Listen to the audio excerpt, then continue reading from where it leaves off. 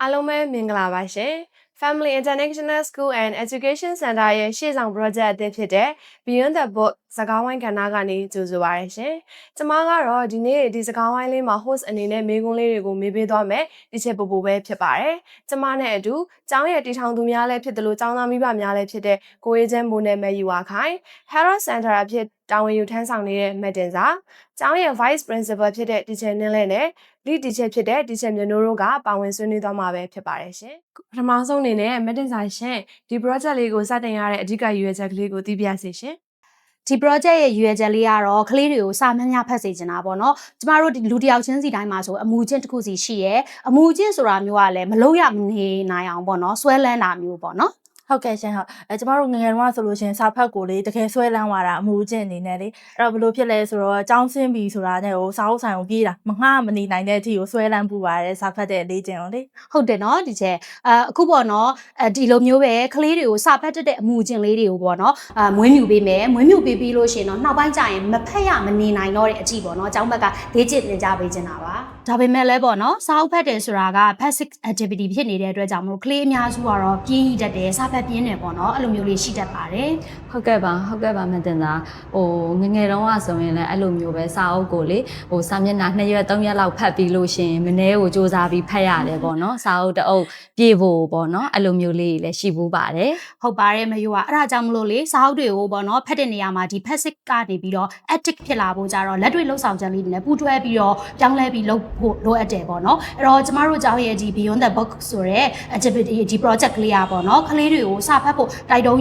ွန်းဖို့တတ်ပဲမဟုတ်ဘူးကျမတို့ရဲ့တသနာကကြတော့ read and internalize ပေါ့သူကကြတော့စာဖတ်ပြီးတော့ဝါမျိုးတယ်စာအုပ်ကိုဖတ်ပြီးပြီဆိုရင်ဒီစာအုပ်ထဲမှာဘာတွေဖြစ်ခဲ့လဲဘာတွေလဲဒါတွေကိုသူကဖတ်လိုက်တဲ့အခါမှာသိလာမယ်သိလာတဲ့ဟာကိုလက်တွေ့လက်ဆောင်ချက်ပြီးဘယ်လိုပြောင်းလဲပြီးတော့လှုပ်ဆောင်တတ်အောင်လုပ်ကြမလဲဆိုတာကိုကလေးတွေလက်တွေ့သိမြင်လာဖို့လိုတယ်အဲ့တော့ကျမတို့ကကလေးတွေရဲ့ဒီစာဖတ်တဲ့ပုံမှာပေါ့နော်နားလည်နိုင်စွမ်းနေပြီးတော့တီထွင်ဖန်တီးနိုင်စွမ်းနေပြီးတော့ဝေဖန်ပိုင်းခြားနိုင်စွမ်းဆိုတဲ့စွမ်းရည်၃မျိုးပေါ့နော်အဲ့ဒီ၃မျိုးကိုကျမတို့ကအစောပိုင်းအဆင့်တွေက early stage ပေါ့နော်အဲ့ဒီကတိဆောက်ပေးခြင်းလို့ဒီ project လေးကိုစတင်ကြည့်ခဲ့တာပါဟုတ်ကဲ့ပါမတင်တာအရန်ကောင်းပါတယ်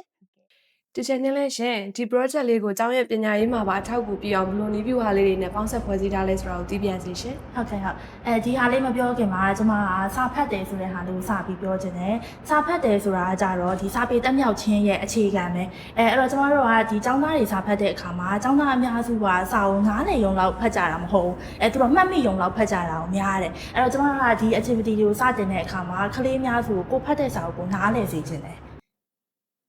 ဟုတ်တယ်နော်တချို့စာအုပ်တွေကကြတော့နားလေးရအရန်ခက်ခဲတယ်စာရေးဆရာတွေကသူတို့ရဲ့ဆိုလိုရင်းကိုတိုက်ရိုက်မရေးဘဲနဲ့တွဲဝရေးတဲ့အခါမျိုးဥမာပေါ့နော် hidden meaning လေးတွေထည့်ပြီးတော့ရေးထားတဲ့အခါကျတော့အဲ့ဒါကိုကိုရီးယားနားလည်အောင်ဒီကုန်းလုပ်ဖို့ကတော့အရင်ကခက်ခဲပါတယ်တချို့ဟုတ်တယ်တချို့အဲ့လိုမျိုးမဖြစ်ရလေအောင်ဒီ activity လေးတွေအများကြီးကျမတို့ဘက်ကထည့်ပေးထားတယ်အဲ့ဒီအပြင်ကိုဒီ activity တွေကဘာတွေတော့ပါရည်ရွယ်လဲဆိုတော့နောက်ပိုင်း year 4 5 6လောက်ရောက်လာတဲ့အခါမှာကလေးတွေ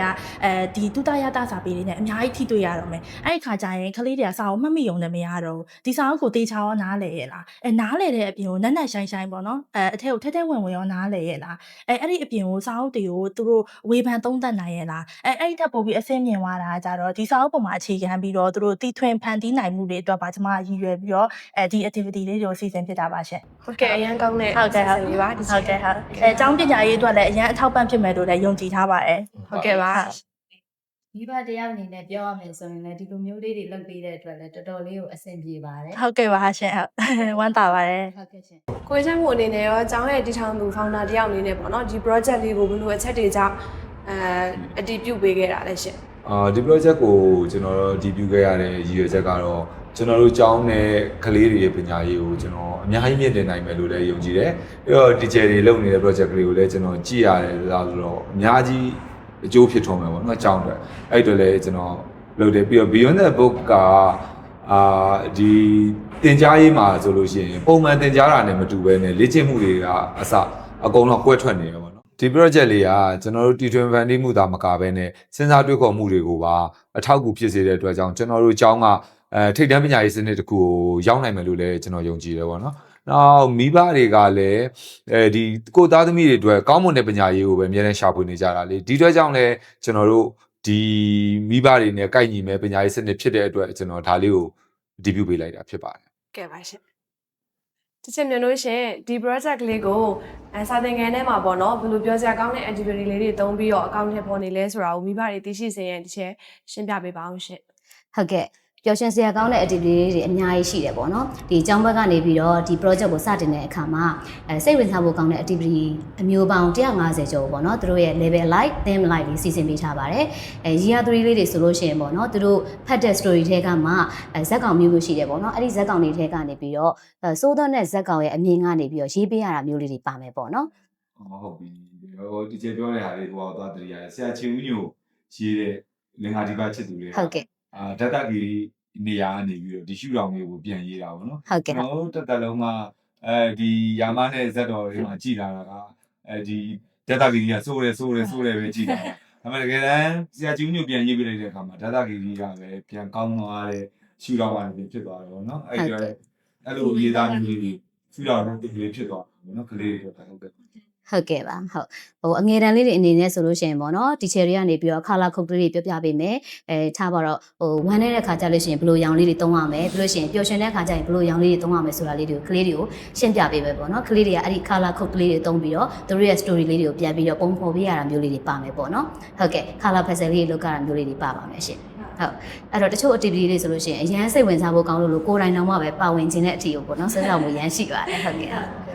အဲ့ဒီတော့ဒီလိုမျိုးပေါ့နော်ရိုးရှင်းတဲ့ comprehension မိကုံးလေးတွေအစားဒီလိုမျိုး activity လေးတွေပေါ့နော်သူတို့ရဲ့အသက်အရွယ်လေးနဲ့ light ဖတ်တဲ့ activity တွေလုပ်ခြင်းအပြင်ကလေးတွေရဲ့စာဖတ်ခြင်းစိတ်ကိုပေါ့နော်တစ်ဖက်တစ်လမ်းကနေပြီးတော့လှုံ့ဆော်ပေးနိုင်လို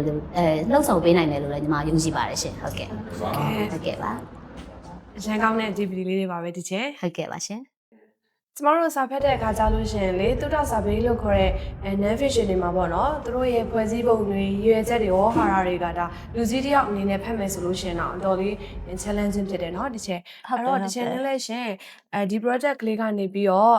့ကျောင်းသားကျောင်းသူတွေရရှိလာနိုင်မဲ့အကျိုးကျေးဇူးလေးတွေကိုလည်းသိပြရစေရှင် ဟုတ်ကဲ့ပါရှင်ကျမတို့ဒီ project စတင်တဲ့အခါမှာစာပေကိုအဓိကအပြင်အပိုင်းနှစ်ပိုင်းခွဲလိုက်တယ်ပေါ့နော် fiction လို့ခေါ်တဲ့ရတာစာပေရယ် non fiction လို့ခေါ်တဲ့သူသားစာပေရယ်အဲ့လိုမျိုးတွေခွဲလိုက်တယ်ဆိုတော့အဲ့ဒီမှာကလေးတော်တော်များများ challenging တွေ့တာလူကြီးမှမဟုတ်ကလေးတွေမှလည်းအဲ့ဒီပိုင်းလေးမှာ challenging တွေ့တာလေး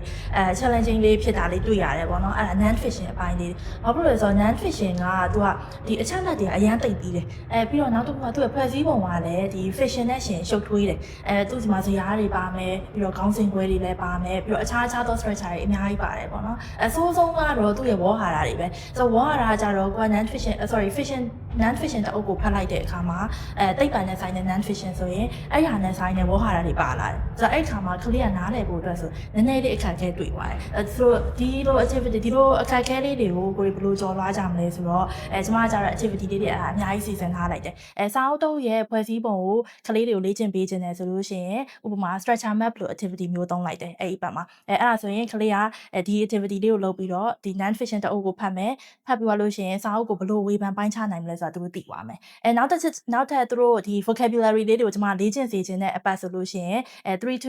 3 way great vocabulary အဲ့လို activity မျိုးကိုသုံးလိုက်တယ်အဲ့ဒီကနေပြီးတော့သူတို့ vocab ကိုတခါလေ့ကျင့်မယ်နောက်ပြီးလို့ရှိရင်ဒီစာအုပ်ရဲ့ရည်ရွယ်ချက်ကိုသိစေခြင်းတဲ့အခါမျိုးတွေဆိုရင်တော့3-2-1 summary ဒီလို activity မျိုးလေးတွေသုံးပြတယ်ဒီလိုမတူညီတဲ့ activity လေးတွေကိုတစ်ပတ်လေ့ကျင့်ပြီးတော့ကလေးက non fiction စာအုပ်ကိုဘာစာအုပ်ပဲလာပေါ့နော်သူတို့ပိုင်နိုင်ကိုအသုံးချနိုင်သွားမှာဖြစ်ပါတယ်မယူပါရှင်အိမ်မှာရောဘလို့အကျိုးသက်ရောက်မှုလေးတွေရှိလဲရှင်ကလေးတွေက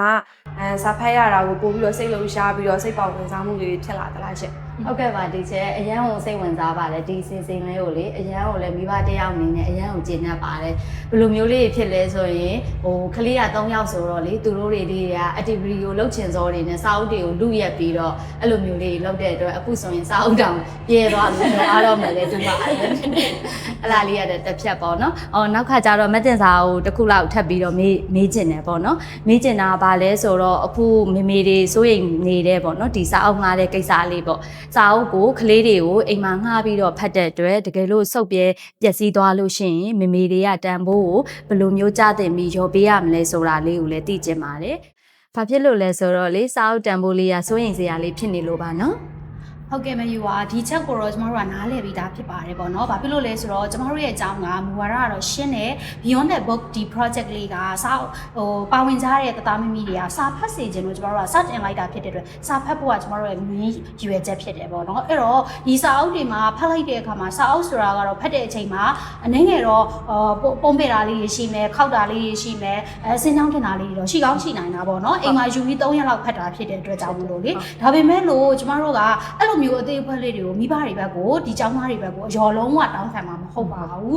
အဓိကကတော့ကျမတို့ပေါ့နော်ကလေးတွေကိုကျမတို့လိုချင်တာကစာဖတ်တဲ့အခါမှာစာအုပ်ကိုချစ်မြတ်လို့ဆိုတာနဲ့ပေါ့နော်ရိုးရိုးသေးသေးလေးဖတ်တတ်ဖို့ရွယ်တယ်အဲ့အတွက်ကြောင့်မလို့ရိုးရိုးသေးသေးလေးဖတ်ပြီးတော့ပြန်အနှံ့နေဆိုရပါပြီဒါပေမဲ့စာအုပ်တော့ကပေါ့နော်လုံးဝပြန်လဲပြင်ဆင်လို့တော့မရတော့တဲ့အထိပျက်စီးသွားတာမျိုးပေါ့ဥပမာဆိုလို့ရှိရင်ရေဆိုးဆုပ်ပြဲသွားတာမျိုးတွေပြီးသွားပြီဆိုလို့ရှိရင်စာအုပ်ရဲ့နေရာနှံ့အပြမှာခဲတဲ့နေနဲ့ဖတ်မရအောင်ချစ်ပြလိုက်တာမျိုးတွေနောက်ပြီးတော့စာရွက်တွေရလုံးဒီပါပြဲဆုပ်သွားအောင်ပြဲဆုပ်လိုက်တာမျိုးတွေဒါမျိုးလေးတွေဆိုလို့ရှိရင်တော့ကျမတို့ကမျှကြတယ်ပေါ့နော်အစားတို့တန်ဖိုးလေးနဲ့တောင်းခံသွားမှာဖြစ်တယ်ဒါပေမဲ့ပွင့်လင်းမြင်သာစွာပဲပေမေမေတို့ရဲ့မျက်စိမှာမြင်ရအောင်လဲကျမတို့ဈေးနှုန်းတိတ်ကလေးတွေနဲ့စာအုပ်မှာစာအုပ်တန်ဖိုးလေးကိုတစ်ခါတည်းငှားလိုက်တွေကကပ်ပြီးထားတာရှိတယ်အဲ့ဒီစာအုပ်ရဲ့တန်ဖိုးကတ်ထားတဲ့အတိုင်းပဲပြန်လဲပေးရွာမှာဖြစ်တယ်ပေါ့နော် ဟုတ်ကဲ့ပါ ဒါကလေကျမတို့ကခုနကလိုအယော်ရဖို့စာကြည့်တိုက်တဲ့မှာစာအုပ်တွေပြန်ပြည့်ဖို့ဆိုတာချက်ပေါ့နော်ကလေးတွေဒီစာကြည့်တိုက်ရဲ့စီးမြင့်စည်းကမ်းဆိုတာရှိရဲအဲ့ဒီစီးမြင့်စည်းကမ်းတွေကိုလေးစားတတ်ဖို့ရဲ့ကလေးတွေကိုပစ္စည်းတန်ဖိုးလေးတွေလည်းသိစေချင်တယ်ဒါဖေဖေမေမေတို့ရဲ့ပတ်စံတွေရောရမှာဖြစ်တဲ့အတွက်ပစ္စည်းတန်ဖိုးငွေရဲ့တန်ဖိုးကိုသိဖို့ရဲ့ပြီးရင်အများပိုင်ပစ္စည်းကျောင်းပိုင်ပစ္စည်းကိုလေးစားတန်ဖိုးထားတတ်ဖို့ဆိုတဲ့စိတ်ကလေးတွေကိုသင်ကြားပေးခြင်းတဲ့အတွက်ကြောင့်မလို့အယော်ပေးရမယ်နော်ဆိုတဲ့အစီအစဉ်လေးကထည့်သွင်းပေးဖြစ်တာဖြစ်ပါတယ်မှာ ဟုတ်ကဲ့ပါဟုတ်နောက်ထပ်စိုးရိမ်စရာလေးတော့တစ်ခုရှိပါသေးတယ်ဒီချက်အဲ့ဒါလေးကပါလဲဆိုတော့လေဒီကလေးတွေကိုဒီ activity လေးတွေကိုအိမ်မှာလဲလောက်ခိုင်းနေပြီးတော့ဒီချက်တွေရရင်မှပြန်ပြီးတော့စစ်ပေးတယ်ဆိုတဲ့အပေါ်မှာပေါ့နော်အိမ်မှာလောက်ခိုင်းတဲ့အခါကျတော့ဖေဖေမေမေကသူလိုလေးတွေကိုပြန်ပြီးတော့ကူညီပေးရမယ်ဒီချက်တွေကကြတော့လေပြန်ပြီးတော့စစ်ပေးရမှာဖြစ်တဲ့အတွက်ဒီချက်တွေအနေနဲ့ရောအချိန်လေးတွေပေါ့နော်ဒီပေါ်မှာလစ်ဟာသွားမလားကလေးတွေကြတော့ကလေးတွေရဲ့အတန်းချိန်လေးတွေမြန်ပေါ့နော်စာသင်ချိန်လေးတွေမြန်အခက်အခဲရှိသွားမလားလို့အဲ့ဒါလေးကိုလည်းမိဘတယောက်အနေနဲ့သိကျင်ပါတယ်ဒီချက် ဟုတ်ကဲ့ရှင်ဟုတ်ရန်ကောင်းတဲ့ဘေးကွန်းလေးပါပဲကျမတို့ဒီ activity တွေစပြီးတော့စီစဉ်တဲ့အခါမှာအပေါ်ကအရင်ပြောခဲ့တဲ့ criteria တွေအပြင်ကိုနောက်ထပ်အချက်3ချက်လည်းထည့်သွင်းပြီးတော့စဉ်းစားထားသေးတယ်ပထမဆုံးနံပါတ်1အချက်ကကြတော့ကလေးကဒီ activity ကိုသူတယောက်တည်းလုပ်နိုင်ရဲ့လားသူတယောက်တည်းမလုပ်နိုင်တဲ့ activity မျိုးဆိုရင်ကျမတို့ကဒီ activity ကိုမပေးဘူးထည့်ပြီးတော့မစဉ်းစားဘူးပေါ့နော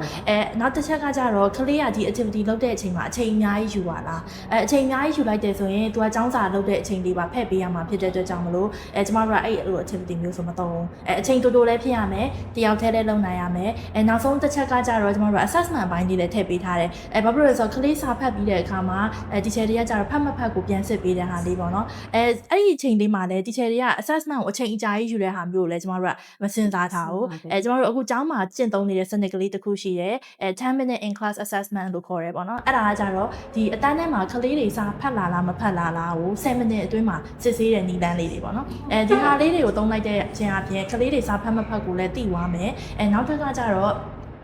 ့ဒီချက်တွေကစာတင်ချိန်ကိုလည်းအများကြီးဖည့်ပေးလိုက်ဆရာမလို့တော့ဟုတ်ပေါ့နော်ဟုတ်အဲ့လိုစနစ်မျိုးလေးတွေလည်းကျင့်သုံးနေပါတယ်ရှင်ဟုတ်ကဲ့ပါဒီချက်အခုလိုမျိုးလေးတွေကျောင်းဘက်ကရင်ပြီးတော့လေအခုလိုမျိုးကလေးတွေကိုလုပ်ပေးနေတယ်ဆိုတာလေးတွေကြားရတဲ့အတွက်လည်းအရန်ကိုဝမ်းသာမိပါတယ်။ဒီတယောက်အနေနဲ့လည်းစိတ်ချပါတယ် ဟုတ်ကဲ့ပါရှင်ကြားရတာဝမ်းသာပါတယ် ဟုတ်ကဲ့ပါဒီချက်ဟုတ်ဒီလိုလေးဆိုတော့ဖက်ဖက်ကနေဆောင်ရွက်မှုမရှိဘဲနဲ့ကလေးတွေရဲ့စာပေစွမ်းရည်ကိုမြင့်တင်ပေးနိုင်တော့မှာပေါ့နော် ဟုတ်ကဲ့ဒီချက် ကဲပါမက်တင်ဆိုင်ရှင်မိဘတွေကိုပေါ့နော်ဒီ project လေးမှာပူးပေါင်းပါဝင်ပေးဖို့ဘယ်လိုလေးအကြံပေးချင်ပါတယ်လဲရှင် ဟုတ်ကဲ့မိဘတွေကိုပူပေါင်းပါဝင်ပေးဖို့ဒီစားဘက်ကအကြံပြုချင်တာလေးကတော့အများကြီးမဟုတ်ပါဘူးမိဘတွေအနေနဲ့ပေါ့နော်မိမိတို့ရဲ့စိတ်ဝင်စားမှုတွေကိုအနည်းငယ်ပြသပေးရင်ပြသပေးရုံနဲ့တင်လုံလောက်ပါတယ်ပေါ့နော်ကျမတို့ကတော့ဘယ်လိုလေးမေးစေချင်တာလဲဆိုတော့ဒီနေ့တသားမိမိတို့ဘာသာအုပ်ကလေးတွေဖတ်ခဲ့ကြလဲသို့မဟုတ်ပေါ့နော်တပတ်မှ2ကြိမ်မှငှားခိုင်းတဲ့ပုံစံမျိုးပြုလုပ်ထားတာဖြစ်တဲ့ကြောင့်ဒီတပတ်ပေါ့တသားမိမိတို့တွေဒီဘယ်စာအုပ်တွေဖတ်ခဲ့ပြီးတော့ဒီစာအုပ်ကနေပြီးတော့ဘာသုံးသက်ချက်တွေထုတ်ခဲ့ပြီးတော့ဘာactivity လေးတွေ teacher တို့နဲ့ပူးပေါင်းဆောင်ရွက်ခဲ့လဲဆိုတော့မေးခွန်းလေးကိုပေါ့နော်မိနစ်အနည်းငယ်ပေးပြီးတော့မေးလိုက်တာနဲ့ကလေးတွေရဲ့စိတ်ထဲမှာငါတို့ကစာဖတ်ရုံနဲ့မကောက်ငါတို့စာဖတ်ခြင်းရရတဲ့အသိပညာတွေကိုငါတို့လုပ်ခဲ့တဲ့ activity တွေကိုမိဘတွေနဲ့ဝေမျှရတယ်မိဘကငါ့ကို view site တယ်ဆိုရဲပေါ့နော်သူတို့ရဲ့စိတ်ခံစားမှုလေးတွေဖြစ်ပေါ်လာပြီးဆိုရင်သူတို့စာပို့ဖတ်ချင်လာမယ်ကလေးတွေဆိုတာကမိဘနဲ့ bonding time ကိုအရင်မမောပါတယ်ပြီးတော့ attachment တွေပိုကောင်းလာလိမ့်မယ်လို့လည်းမျှော်လင့်တဲ့အတွက်ကြောင့်မို့ဖေဖေမမေတို့ဘက်ကမေကုန်းလေးတစ်ခုနှစ်ခုမေးပေးရုံပူပေါင်းပေးတာနဲ့ကျမတို့တို့များစွာအထောက်အကူပြုတယ်ဆိုတာလေးကိုပြောကြားရင်းနဲ့ပေါ့နော်မိဘတွေဘက်ကိုဒီမေကုန်းလေးတွေမေးပေးဖို့မေတ္တာရက်ခံချင်ပါတယ်ရှင် ဟုတ်ကဲ့ပါမိဘများရှင်ဒီ activity လေးတွေအားလုံးကဆိုလို့ရှိရင်ပေါ့နော်ကလေးတွေရဲ့ဖန်တီးနိုင်စွမ်းနေပြီးလို့ရှိရင်သူတို့ကိုသူတို့ယုံကြည်မှုတွေကိုတိစောက်ပေးနေတာပဲဖြစ်ပါတယ်ရှင်အဲ့ဒါကြောင့်မလို့သူတို့လေးတွေကိုယုံကြည်မှုရှိရှိနဲ့စာအုပ်တော့အကြောင်းကိုဖေဖေစီကိုပြန်ပြီးပြောပြနိုင်တယ်ဆိုလို့ရှိရင်ပဲဒါသူတို့ဘဝအတွက်ပေါ့နော်အရေးပါတဲ့အသိပညာတွေရရှိသွားတာနဲ့အတူတူပါပဲရှင်ဒါကြောင့်မလို့ဒီကောင်းမွန်တဲ့ project လေးတခုအောင်မြင်ဖို့အတွက်ဆိုလို့ရှိရင်မိဘတွေရဲ့ပံ့ပိုးကူညီပေးမှုကဒါအရေးပါတဲ့အခန်းကဏ္ဍကနေပါဝင်ပါတယ်ရှင်ညီမကတော့ active learning လို့ခေါ်တဲ့ဒီတက်ကြွစာသင်ကြားတဲ့စွမ်းအားကိုယုံကြည်ပါတယ်ရှင်ဒါကြောင့်မလို့ဒီအနာဂတ်ရဲ့ခေါင်းဆောင်လေးတွေအနာဂတ်ရဲ့ဖန်တီးရှင်လေးတွေကိုပုံဖော်တဲ့အခါမှာမိဘတွေဘက်ကလည်းညီမတို့နဲ့အတူတူပူးပေါင်းပါဝင်ပေးကြဖို့အတွက်ဖိတ်ခေါ်ပါတယ်ရှင်မိကုန်းစုအနေနဲ့ကတော့ဒီ Beyond the Box project လေးကပေါ့နော်နားလည်မှုကနေပြီးတော့ဖန်တီးမှုအဖြစ်ပြောင်းလဲပေးနေတာပဲဖြစ်ပါတယ်ဒီစကားဝိုင်းလေးမှာပါဝင်ပေးကြတဲ့သူများနဲ့ကြည့်ရှုပေးကြတဲ့တယောက်စီတိုင်းကိုကျေးဇူးထူးပေးတင်ရှိပါတယ်ရှင်